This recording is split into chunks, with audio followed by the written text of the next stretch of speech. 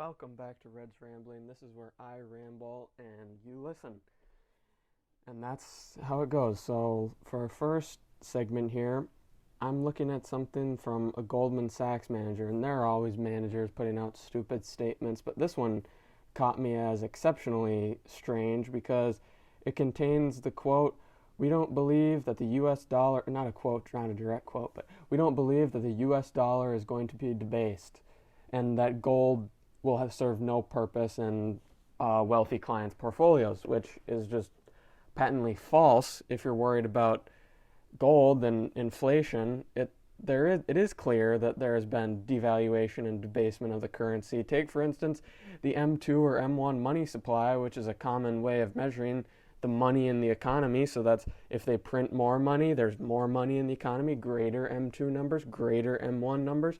If they take money out of the economy, there's lower numbers, which they never really do because they always want to artificially inflate the economy. So if we look at what's happened in the past few months, we see that M2 has actually increased and M1 have increased over 20% in the last 4 months. So since the start of the coronavirus crisis, M2 and M1, the money supply, has increased 20%. If that doesn't sound like debasement, I don't know what is. And you can argue, oh, it doesn't affect inflation and all these things. And it's like, well, the fact of the matter is they're debasing the currency currently. How do you think they're going to pay for these $1 trillion stimulus packages? How do you think they're going to pay for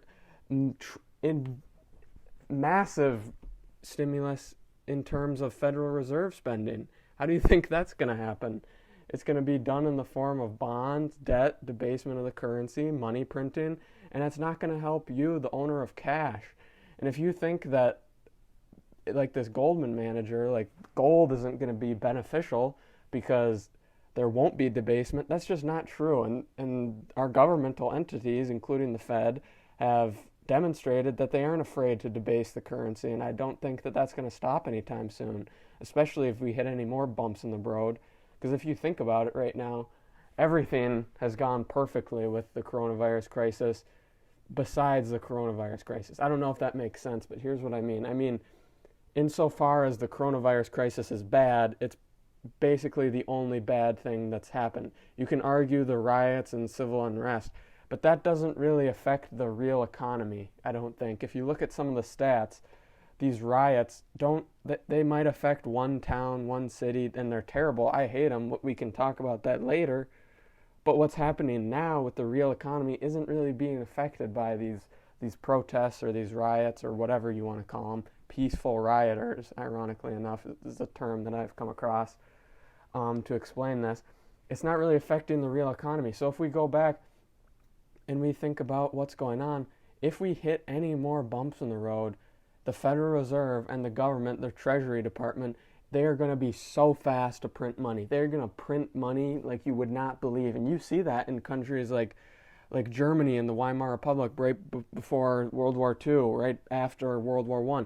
Incredible printing of money. You hear stories about people carrying wheelbarrows full of money and leaving it out in the open, and no one steals the money, but then they steal the wheelbarrow. And that's a whole nother thing. And you see that Zimbabwe, massive inflation. Venezuela, massive inflation. And you might notice, what's the common thread between all these events? Printing of money, increasing the money supply. It's not okay that we can just say, we can print infinite money and it will never affect the economy, and that's how we can pay for things. Then you go into modern monetary theory, MMT they call it, where the government just prints out money, they don't take in any taxes, and they just print all the money they want. And if you know the government, you know that the government is not exactly stewards of money. They like to spend money, they don't really like to save it, and they like to spend more than they have, so that's why we're in debt. So what's going to happen is they're just going to want to print more money, more money, more money, and soon there's going to be so much money, inflation will be inevitable, or stagflation.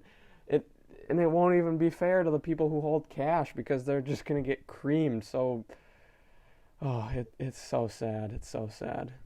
But let's think about this. What are some solutions? And that's hard on its own. What are some solutions? A solution, you might think, how are we going to solve this crisis without printing money? And in the short term, that's a really hard answer because you're not going to solve it in the short term. But the key is the long run. And you see this with the bailouts. All these companies in the short term think they can get all these bailouts. So then it leads them to be less responsible with their money, not hold a 6 month rainy day fund. Most businesses, this is a fact, only have 90 days of money for them to go off of if their revenue ceases to continue. So if we think about what the government's doing with these bailouts, they're actually incentivizing companies to be reckless with their money. So go spend on whatever you want. Interest rates are low. It doesn't matter. Money is cheap. And then when they don't have money in a crisis, it's like, oh shoot, it's okay. We can just get money from the Fed. We can get money from Paycheck Protection Program. And I don't think that's okay because in the long run, it ruins the economy. And you could say, well, we need to save everything. Like the economy will be in ruins if we don't.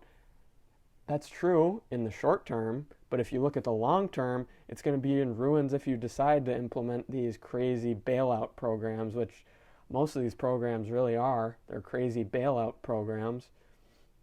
It's going to kill the economy in the long run, and I think we're seeing that. I think we're seeing that chicken come to roost, or whatever the saying is. You know the saying. I don't need to tell you.